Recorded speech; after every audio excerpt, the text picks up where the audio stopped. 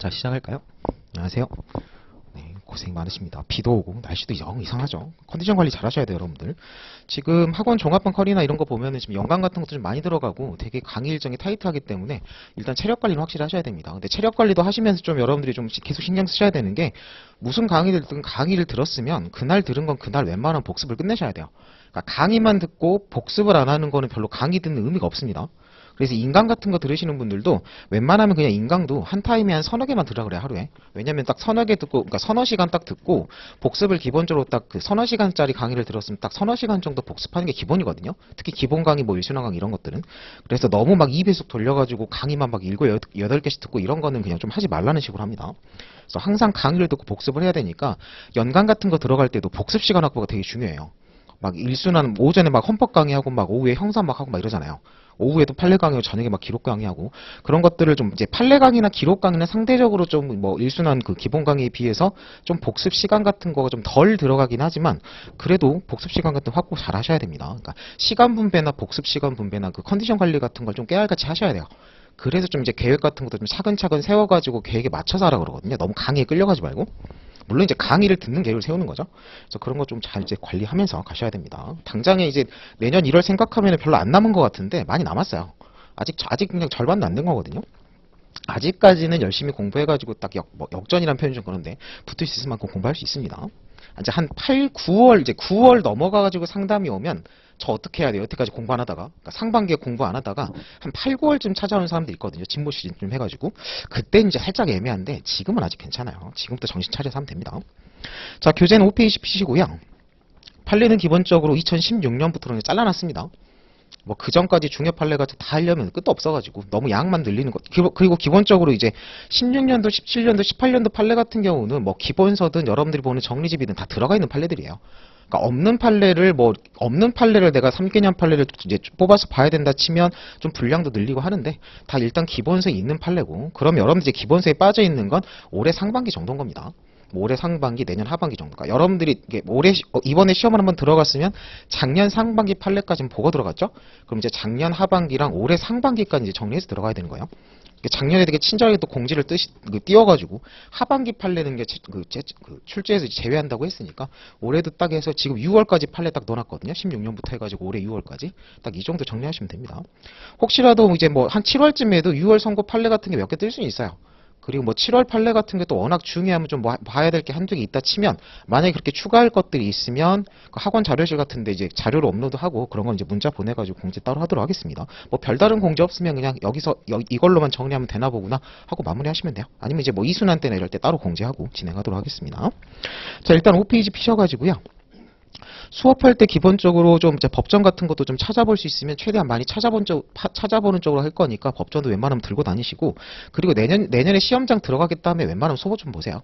어플 같은 거 보지 말고 한글 법전 보지 말고 소법전 보세요. 여러분들 법전 찾고 법전 바로바로 읽어내는 것도 훈련이 필요합니다. 당장에 여러분들 막 형법전 같은 거 피면 막 한자 많이 써 있잖아요. 그러니까 한자 같은 거를 바로 딱 뭐 어떤 몇 조 몇 항을 딱 펴가지고 내가 그거를 답안에 베낀다고 쳤을 때 그걸 뜨문뜨문 읽으면 안 돼요, 여러분들. 바로 딱 베낄 수 있고, 그 찾을 때도 뭐 물론 잘 안 찾는 법령 같은 경우는 목차 찾아가지고 좀 한 장씩 넘겨가지고 빨리 찾아볼 일이 있지만, 자주 찾아보고 중요한 법령 같은 경우는 그냥 한 법전 두세 번 넘겨가지고 바로 찾아볼 수 있을 정도로 좀 손에 익어야 됩니다. 그러니까 여러분들이 시험장에서 받는 법전이 페이지는 달라져도 그 법의 편제 순서는 일치하죠. 그러니까 무슨 법 뒤에 무슨 법 있고 이런 건 다 일치하니까. 그러니까 여러분들한테 당장 이런 거예요. 여러분들한테 뭐 음주운전 처벌 규정, 뭐 측정거부죄 관련해가지고 처벌 규정 같은 거 찾아봐라라고 했을 때, 그걸 도로교통법을 또 목차에 찾아가지고 막 도로교통법 1조부터 한 장 한 장 넘기고 있으면 안 된다고요. 그건 워낙 중요한 A급 법이잖아요. 그런 게 나오면 실제로 또 법전을 좀 찾아봐야 됩니다. 그런 게 여러분들 머릿속에 규정 내용 같은 게 깔끔하게 정리가 안 돼 있어요. 그럼 생각보다 그 여러분들 그 형사시험이나 다른 과목도 마찬가지고 그 시험 보면서 사례든 기록이든 법전을 찾아가지고 내용을 확인하고 답안을 쓰거나, 아니면 답안 쓰는 것 자체 아예 그냥 법전 내용 자체, 규정 내용 자체를 좀 베낄 일도 많거든요. 그런 거 할 때 법전이 손에 바로 익어가지고 빨리빨리 해야 돼요. 그러니까 그거를 법전을 뭐 시험장에서 한 15번 정도 찾아본다고 했을 때 찾을 때마다 막 3분씩 걸리면 그것만 해도 몇십 분이 날아가잖아요. 그쵸? 그래서 한 몇 초 만에 바로 찾을 수 있을 정도. 그러니까 이거는 무슨 하루 이틀 막 내가 법전 찾는 거를 뭐 공부한다 해서 되는 게 아니라, 그냥 평소에 공부할 때 계속 어떤 법률 규정 같은 게 나오면 습관적으로 법전을 찾아보는 거야. 그게 그 책에 써 있더라도 좀 그런 것들 습관을 잘 들이시는 게 좋습니다. 웬만하면 소법전 보세요. 그 한글법전 보지 마시고. 물론 이제 법전이 없으면 이제 어플 같은 거 이제 좀 있는 경우에 보는 거지만 평소에 공부할 때도 마찬가지고 수업 들을 때도 마찬가지 조금 법전을 계속 찾아보면서 가는 게 좋습니다. 자, 그래서 이제 5페이지로 가죠. 자, 서론 파트 소송 주체, 소송 행위 관련해가지고 수사 들어가기 전에. 자, 일단 1번에 관할 나오죠? 그래, 소송 주체에서 지금 법원 파트에서 관할 정리하고 법관에 대한 제적 깊이 회피 정리하고 이제 이런 것들은 딱 이렇게 딱 키워드 던졌을 때 책에서 어떤 내용 배웠었고 이런 것들 좀 중요한 거 있어 쟁점 같은 거 그런 것도 이제 머릿속으로 쫙 한번 리마인드 하고 가는 거예요. 자, 관할 관련해가지고요. 제목 보시면 군사법원, 일반법원. 자, 그럼 헌법에서 배우죠. 일단 기본적으로 헌법상 재판받을 권리 있을 때는 기본적으로 뭐야? 일반 법원으로 가야 됩니다. 그러니까 군사법원 같은 특수법원으로는 가지 않는 게 원칙인 거죠. 자, 그래서 그 밑에 각주에 보시면 뭐 군사법원법을 외우라는 건 아니고 군사법원법에 보면 군사법원은 기본적으로 일단 딱 한 줄로 그냥 간단히 얘기하면 뭐야? 군사법원의 재판권이 있는 건 군인이죠. 근데 우리 법에 보면 뭐 내용은 몰라도 돼요. 군인이 아닌 민간인이라 하더라도 일정한 범죄를 저질렀을 때 군사법원이 재판권을 갖는 경우도 있다요. 그 정도 지식만 하시면 돼요. 이제 그런 거 좀 궁금한 내용이 좀 궁금하면 이제 읽어보라고 달아놓은 거고. 자, 그래서 그 밑에 그 음영 부분 밑으로 가세요. 자, 그리고 여러분들이 기본적으로 체크해야 될 것들은 다 밑줄은 쳐놨습니다. 자, 군사법원법이 어쩌고 저쩌고 해서 범한죄에 대해서 군사법원이 재판권을 가진다고 규정하고 있다 이렇게 하는 거 이런 거 밑줄 치지 마시고 한 장 넘겨보세요. 자, 이런 일정 범죄에 대해서는 일반 국민도 군사법원에서 재판권을 가지는데 밑줄 부분 보세요. 헌법에서 어쩌고 저쩌고 제외하고는 이런 거 헌법 가서 외우시고 일반 국민은 군사법원의 재판을 받지 아니한다고 규정하고 있으므로 그 다음 줄 특정 군사범죄를 범한 일반 국민에게 군사법원에서 재판을 받아야 할 신분이 생겼더라도 그 다음 줄 뒤에 보세요. 신분 취득 후 범한 다른 일반 범죄. 그러니까 여기서 말하는 일반 범죄라고 하는 거는 군사법원으로 보내지 않는 일반 법원에서 재판할 범죄 이렇게 되는 거죠. 대해서까지 군사법원에 재판을 한다고 새기는 것은 헌법에 배치된다라고 하고요. 자, 그 다음 달러에서 밑줄 보세요. 일반 국민이 특정 군사범죄를 범하였다고 하여 그 전에 범한 다른 일반 범죄에 대해서까지 군사법원이 재판권을 가질 것은 아니다 이렇게 됩니다. 자, 그래서 그 제일 마지막 문단의 밑줄 부분 보세요. 딱 이것만 정리하시면 돼요. 자, 일반 국민이 범한 수개의 죄 중 특정 군사범죄 그리고 그 밖의 일반 범죄. 그럼 특정 군사범죄는 군사법원이 재판권을 가지는 거고 그 밖의 일반 법원은 일반 법원이 재판권을 가지는 겁니다. 자, 그러면 검사가 어떻게 공소제기하는 게 맞는 거예요? 끊어가지고 특정 군사법원은 군검찰로 보내가지고 군검찰에서 군사법원에 기소하면 되는 거고 나머지 일반 사건은 그냥 일반 검찰이 공소제기해서 일반 법원에 공소제기하면 된다죠. 자, 그러니까 이 사안이 지금 어떤 사안이에요? 갑이라는 일반 국민이 군사법원으로 보낼 특정 A 군사범죄를 범하고 일반 범죄를 범했다요. 그냥 편의상 군사범죄 일반 범죄라고 씁시다.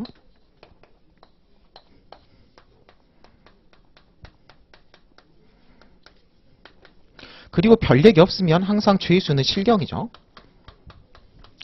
자, 갑이 이렇게 A, B 죄를 경합범으로 각각 범했을 때 그럼 가장 이상적으로는 뭐예요? A는 군사법원에 보내고 B는 일반 법원에 보내면 되는 거죠. 자, 이런 식으로 했으면 판례도 안 나오겠죠. 근데 판례 사안이 어떤 사안인지 보세요. 일단 원칙적으로 이렇게 해야 되는 거예요. 이렇게 해야 되는데 뭔가 잘못됐으니까 대법까지 가서 이제 판례가 나왔겠죠. 자, 일반 국민이 범한 수개의 죄 가운데 특정 군사범죄와 그 밖의 일반 범죄가 전당경화 관계에 있다고 봐서 하나의 사건으로 기소된 경우에요. 자, 결론 보세요. 특정 군사범죄에 대해서는 군사법원이 전속적인 재판권을 가지므로 일반 법원은 재판권을 행사할 수 없고 반대 경우도 마찬가지다 이렇게 됩니다. 자, 그러면 뭐예요? 지금 검사가 어떤 식으로 공소제기한 거예요? 원래는 끊어가지고 각각 찢어서 공소제기해야 되는데 그냥 검사가 이걸 두루뭉실하게 일반 법원에 다 같이 묶어가지고 하나의 공소장에 병합 기소했다예요. 뭐 군사법원도 마찬가지입니다. 자, 그러면 판례 결론이 이 공소제기는 제대로 됐다에 안 됐다요? 제대로 된 공소제기가 아니고 재판권에 위반한 거예요. 관할도 아니건 재판권 문제입니다. 그쵸? 자, 그러면 이거를 여러분들이 객관식용으로 정리하면 되는데 객관식용으로 틀린 지문이 어떻게 나오냐면 이렇게 묶어가지고 일반 법원으로 공소제기됐을 때 일반 법원은 A 범죄에 대해서는 재판권을 가지지 아니하므로 재판할 수 없고 B에 대해서만 재판해야 된다. 라면 틀린 지문이라고요. 자, 뒤에 판례 표현을 봅니다. 객관식용이에요. 자, 이 경우 끝에 네 줄까지 좀 추가로 밑줄 그으면서 갑니다. 이 경우에 하나로 묶어서 해버린 경우에요. 어느 한 법원에 기소된 모든 범죄에 대해서 재판권을 행사한다면 재판권 없는 법원이 어쩌고 저쩌고 해 하는 것이 되므로 자, 끝에 두 줄 밑줄. 기소된 사건 전부에 대해서 재판권을 각각 가지지 아니하는 일반 법원이나 군사 법원은 자기가 재판권을 가진 것만 뜯어가지고 할 수 있는 게 아니라 전부 심판이 안 돼요. 그래서 재판권이 없어서 공소기각으로 날려버린답니다. 재판권은 공소기각 사유죠. 자, 그래서 결론이 뭐예요? 일반 법원으로 공소 제기됐을 때 일반 법원은 이해도 못하지만 이해도 못한다요. 이거의 실질적인 취지는 뭐냐면 검사가 지금 하나로 공소 제기했잖아요. 이거에 대해서 법원이 마음대로 쪼갤 수가 없다는 그런 취지가 들어가는데 다 취지 필요 없고 그냥 객관식으로 결론 외워버리세요. 근데 이게 또 결론을 깔끔하게 안 외워놓으면 객관식이 아까가 지금 틀린 지문을 응용했을 때 은근히 헷갈리거든요. 일부만 할 수 있는 게 아니라 전부 못한다요. 뭐 일부든 군사든. 그래서 공소기각으로 싹 날려버리고 검사한테 그냥 다시 하라 그렇게 되는 겁니다. 뭐 그 추측까지 모르셔도 돼요. 자, 다음 7페이지로 가셔가지고요. 피고인, 변호인 관련해가지고 자, 두 번째 줄 한번 보세요. 자, 첫 번째 줄부터 보죠. 변호인의 선임은 심근마다 변호인과 연명 날인한 서면으로 제출해야 된다. 그래서 뭐 변호인 선임계, 뭐 변호인 선임서 이런 걸 어떻게 해야 된다? 법원에 제출을 해야 적법한 선임이다 이렇게 되는 거라고요. 자, 그럼 뭐요? 변호인 선임계 같은 걸 법원에 안 냈으면 그 사람은 피고인의 적법한 변호인이 돼야 안 돼요? 안 된다는 얘기예요. 그럼 변호인도 아닌 그냥 옆집 아저씨랑 똑같은 거예요. 옆집 아저씨가 와가지고 내 사건 관련해서 무슨 의사표시를 한다고 해서 그런 의사표시가 유효하겠어요? 안 유효하겠어요? 유효하지 않다죠. 그래서 결론이에요. 자, 끝에 두 줄.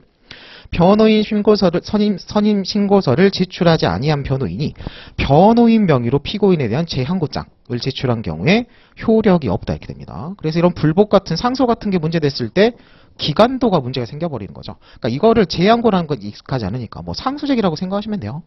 7일 내에 뭔가 상소장을 내긴 했는데 옆집 아저씨가 낸 거야. 그러니까 내가 낸 게 아니기 때문에 기간도가로 확정돼 버린다 이런 문제가 생기겠죠. 뭐 그런 판례도 있습니다. 그래서 약식 명령에 대한 정식 재판 청구 과정에서 똑같은 판례 있죠. 변호인이 선임계 제출 안 하고 그냥 변호인 명의로 정식 재판 청구서만 내버렸을 때 그건 제대로 된 정식 재판 청구가 아니고 기간도가 그러면 어떻게 돼요? 기간 내 정식 재판 청구가 없으니까 확정돼 버린다 이렇게 가는 겁니다. 그럼 약식 명령 확정돼 버리니까 벌금 내야 돼요. 그렇죠? 뭐 이런 걸 재심사를 받아줄 것도 아니니까. 그래서 효력이 없다 이렇게 갑니다. 이제 이런 거 어떻게 되겠어요? 피고인지 멱살 잡고 손해배상 청구해요. 그럼 이런 거는 변호인 100% 과실이에요.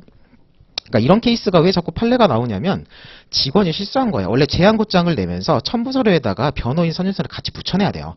원래 첨부서류에 이렇게 그러니까 변호인 선임서를 먼저 물리적으로 내는 게 아니라 이런 항고장 같은 거 낼 때, 뭐 정식재판 청구서 낼 때 첨부서류에다가 같이 변호인 선임서를 껴가지고 내요. 그러면은 적법하게 변호인 선임서 제출하면서 이런 뭐 항고장이나 이런 정식재판 청구 같은 게 한계되는데 직원이 누락한 겁니다. 그걸 이제 변호인이 체크나우 그냥 내버린 거예요. 그리고 나서 이제 나중에 부랴부랴 확인해 보니까 변호인 선임계가 빠져있네. 막 이렇게 법원에 전화 와요. 이거 왜 선임계 안 내시는 막 전화 오거든요. 법적으로는 날려버립니다. 그러면 이제 막 난리 나가지고 손해배상 당하면 이건 100% 과실이기 때문에 그냥 무조건 물어주고 끝이에요. 그러니까 가장 변호사들이 하면 안 되는 실수 중에 하나입니다. 기간도가거든요, 그게. 자, 근데 객관식으로 간단하게 보시면 되고. 자, 그 다음에 3번으로 가셔가지고요. 자, 일단 국선 변호인 선정 관련해가지고 여러분들이 그 선정 사유 이런 것들 정리하셔야 되는데 일단 일반 규정이 뭐가 있어요? 33조가 있죠. 자, 그래서 33조 1항이 자, 33조 한번 볼까요? 그래도 33조를 모르시진 않겠죠.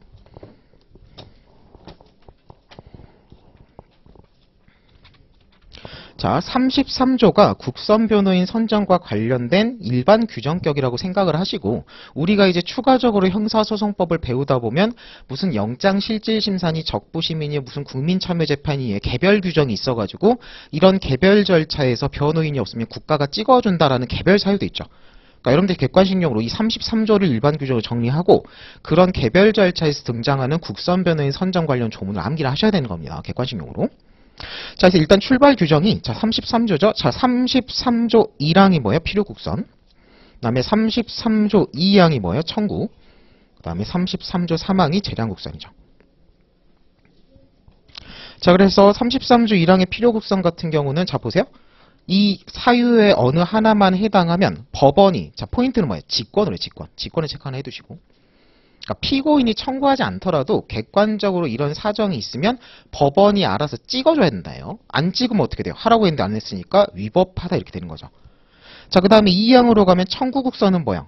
그러니까 청구국선이라는 건 기본적으로 1항의 필요국선의 사유가 없음을 전제로 가는 거죠. 필요국선 사유가 있으면 뭐 청구를 하나라든 나라가 찍어줘야 되는 건데 뭐요? 필요국선 이제 사유가 없으니까 1항의 사유는 없죠.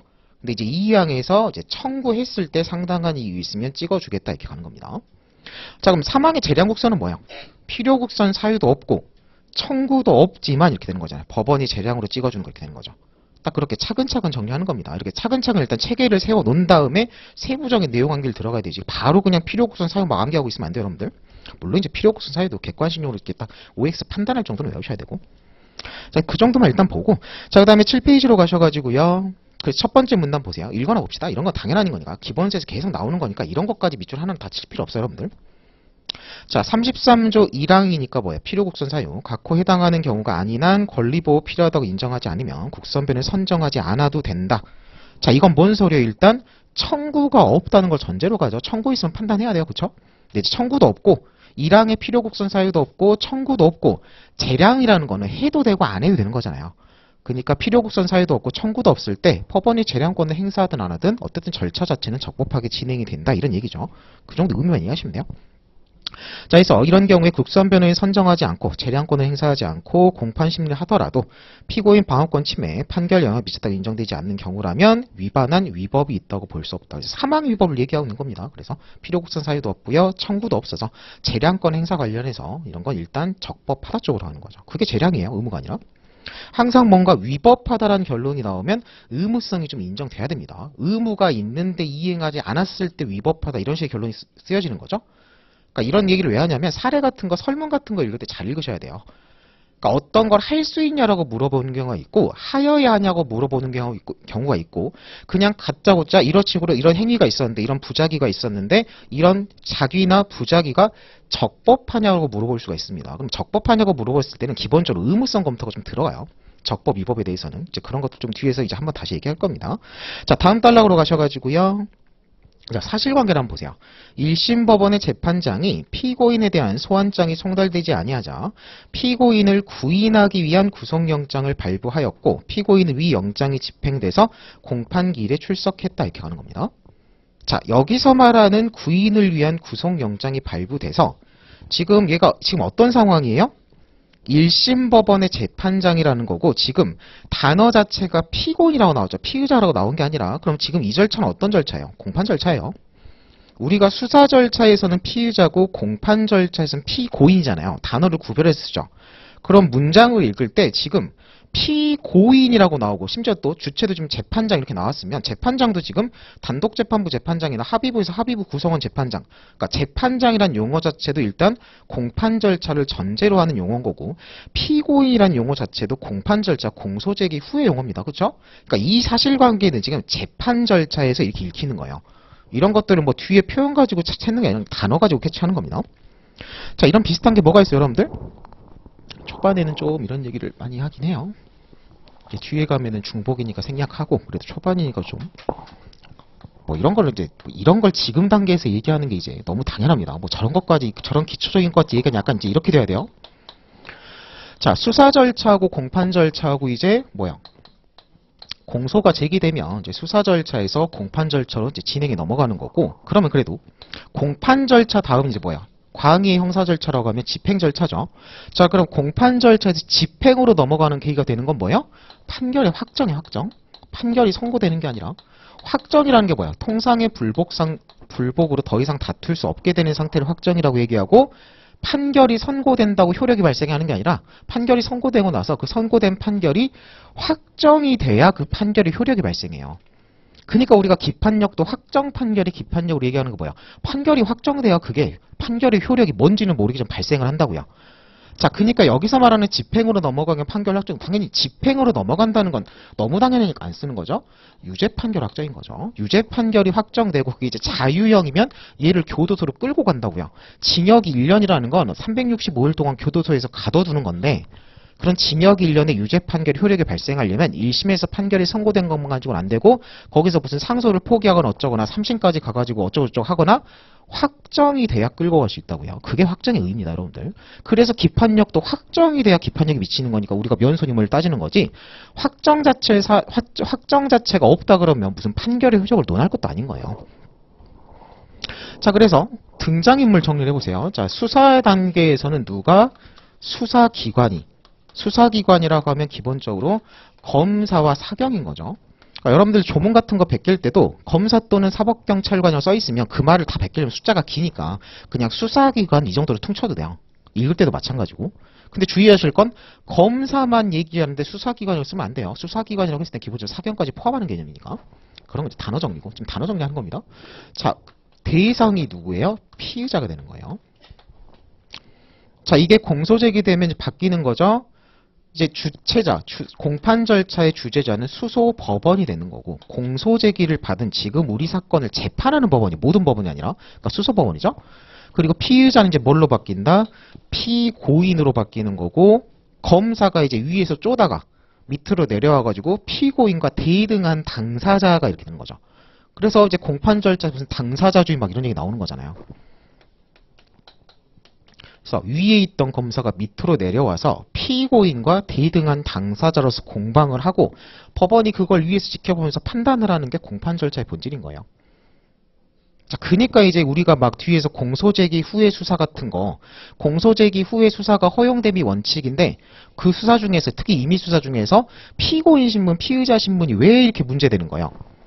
원래 수사 절차면 위에서 쪼는 거고 네가 했지라고 쪼는 구도니까 문제가 없는데 이제 공판 절차, 공소제기 후가 돼서 공판 절차가 개시된 이상 뭐가 돼버리는 거예요? 검사랑 피고인은 대등한 당사자라고요. 대등한 당사자가 타방 당사를 불러다가 쪼는 식의 피고인 신문은 안 된다는 논의가 생기는 거예요. 그게 공소제기 후의 수사의 논의의 출발입니다. 그게 쟁점 정리예요. 그러니까 이거를 말로 정리하면 어떻게 돼요? 공소제기 후에 임의수사도 허용됨이 원칙이나 당사자주의 관련해가지고 피고인 신문 거부가 문제된다. 이게 쟁점 정리 한 줄이에요. 그거를 그냥 공소제기 후에 임의수사 뭐 피의자 신문이 되는지가 문제된다고 쓰는 거랑 당사자주의와 관련한 이 키워드를 하나 쓰는 거랑 이 점수 들어가는 게 0.5점이 달라요, 여러분들. 근데 그런 것도 좀 알고 써야지 그걸 말을 외운다고 써지는 게 아니거든요, 시험장에서는. 자, 어쨌든 그래서 수소법원의 검사 피고인이고, 자, 집행으로 가면 어떻게? 집행 파트가 시험에 안 나오지만 상식으로 좀 알고 계세요. 집행으로 넘어가면 집행의 주체는 다시 검사로 넘어갑니다, 여러분들. 교도소에 수용자 관리하는 건 검사가 하는 거예요. 그러니까 판결, 유죄 판결을 때리는 게 법원이라고 해서 집행을 법원이 하는 게 아니죠. 그리고 이제 대상자는 누가 되는 거? 이제 피고인이 특히 이제 자유형이고 교도소에 들어가 있으면 수형자가 되는 거죠. 단어 정리합니다. 그리고 여러분들 이런 단어 헷갈리 쓰지 마시고 수용자라는 표현하고 수형자라는 표현은 아예 다른 표현이에요. 수형자는 집행 절차에 등장하는 사람이고 수용자는 뭐요? 미결 수용자. 지금 박근혜 대통령이 지금 미결 상태에 재판받을 때 구칠 수감 중이면 그 사람이 수용자인 거예요. 수형자가 아니라. 그러니까 이런 단어 같은 걸 다 구별하면 씁니다. 자, 그래서 지금 피의자 피고인 얘기도 왔죠. 어떤 객관식 지문이나 어떤 판례나 어떤 문장 같은 걸 읽을 때 피의자 어쩌고 저쩌고 나오는 거랑 피고인 딱 단어야. 단어가 개념을 포함하고 있는 거 이런 것들은. 그러니까 이런 식으로 딱 사실관계 같은 걸 읽었을 때 피고인이 어쩌고 저쩌고 나오면 아, 공판 절차 얘기구나. 피의자가 어쩌고 저쩌고 나오면 뭐야? 아, 수사 절차 얘기구나. 이런 걸 바로 캐치해야 됩니다. 그래야지 뭐야? 이해력이 빨라지는 거야. 이게 독해 읽는 게 빨라지고 이런 것들이 이제 단어 정리고 약속이에요. 자, 그리고 이제 여기서 좀만 더 추가로 얘기해보면 뭐 여기까지는 다 알겠죠. 이런 것도 구별해요. 자, 그러면 수사기관이 피의자에 대해 수사하는 사실을 지칭할 때 우리가 뭐라고 지칭해요? 여기서 피의사실이라고 해요. 그래서 그리고 여러분들 이제 검사가 공소제기를 해가지고 1심 전제로 1심에서 지금 다투고 있는 사실을 뭐라고 해요? 우리가 얘들끼리 다투는 사실, 얘가 주장하고 얘는 부인하고 이런 사실을 공소사실이라고 합니다. 그쵸? 그래서 공소장에 써있으니까 그래서 공소장에서 내가 이제 공소제기하고 입증하려는 사실을 우리가 뭐라고 써요? 공소사실이라고 쓰고, 여러분들 기록답안 같은 거 쓸 때 이 부분 공소사실에 대해서는 어쩌고 저쩌고 쓰잖아요. 그래서 말을 다 맞춰 쓰고 있는 거예요, 지금. 자, 근데 주의하실 게 제가 아까 전제를 뭐라고 알았어요? 1심에서 아직. 1심에서 지금 다툴 때는 공소사실이라고 쓰는데, 이제 이게 표현이 바뀝니다. 만약에 이 공소사실에 대해서 1심에서 유죄 판단이 한번 나오면, 사실 인정이 한번 나오면, 그러니까 1심 판결문에 유죄를 한번 찍히면 어떻게 돼요? 이게 이제 범죄 사실로 바뀌어요. 약속이 약속. 그래서 여러분들 판결문의 유죄 이유에 쓰는 사실이 어떤 사실이에요? 범죄될 사실, 범죄 사실이잖아요. 그 범죄 사실 말하는 거예요, 여러분들. 자, 이거를 왜 이렇게 얘기하냐면, 여러분들 그 기록 시험 같은, 어차피 형소 배울 땐 기록까지 항상 좀 같이 생각하면서 가셔야 돼요, 여러분들. 단순히 무슨 형소형으로 객관식 공부하려고 형소를 공부하고 있으면 안 돼요, 여러분들. 사례나 기록까지, 어차피 기록은 형소를 베이스로 깔고 가기 때문에 항상 형소 배울 때 기록에서 좀 언급되는 거나 이런 거 같이 배우셔야 됩니다. 여러분들 기록용으로 형소 수업을 따로 듣지 않잖아요, 그쵸? 같이 들으셔야 돼요, 여러분들. 형법도 마찬가지고. 여러분들 그 기록에서 출제될 수 있는 서면 양식 중에 일단 기본적으로 변론조지서 검토 의견서잖아요. 그리고 그 변론조지서 검토 의견서가 여러분들 지금 여태까지 봤던 기록이 다 몇 심이에요? 1심이죠. 1심 기록에서. 그러니까 우리가 그 기록 서면에 쓰는 단어는 다 공소사실만 나왔어요. 근데 여러분들 그 기록 시험용으로 변론조지서나 검토 의견서 말고 좀 출제 가능한 서면 유형이 몇 개 더 있습니다. 한 3가지 정도 잡는데 일반적으로 그 3가지가 뭐예요? 구속적 부심 청구서랑 보석허가 청구서랑 항소 이유서예요. 그 중에 이번에 그 보석허가 청구서가 나온 거잖아요. 그거 계속 나온다고 했었어요, 여러분들. 그거 불이타 아니에요, 여러분들. 그런 걸 불이타라고 생각하시면 안 돼요. 그럼 보석허가 청구서는 이제 자, 그러면 보석허가 청구서는 우리가 절차상 언제 제출하는 거예요? 피고인 보석이니까 뭐야? 공판 절차. 그리고 이제 우리 기록이 1심 기록이니까 1심 공판 절차에서 피고인 풀어달라고 하는 거니까 그 기록에서도 다 공소 사실이라고 맞춰 쓰는데, 자, 그거랑 비교해가지고 또 하나 나올 수 있는 게 뭐 있다고요? 항소 이유서가 있다고요. 그럼 항소 이유서라는 건 기본적으로 뭐예요? 1심 판결이 선고된 걸 전제로 우리가 제출하는 거고, 우리가 지금 변호사 시험에서는 항상 피고인의 변호인 측 입장에 쓰니까 기본적으로 어떤 구도겠어요? 1심에서 유죄 판결이 한번 뜨고 그 유죄 판결 선고한 거에 대해 항소 이유서를 써라, 이런 식으로 항상 문제 구성이 돼요. 자, 그러면 항소 이유서에서 사실을 쓸 때는 말이 달라진다고요. 아까 뭐라고요? 한번 유죄 인정이 나와서 사실 인정에 대해서 유죄가 뜨면 그 인정된 사실에 대해서 우리가 이제 검사가 공소 제기한 사실이 아니라 원심에서 인정한 범죄 사실이 됩니다. 그래서 답안 양식 같은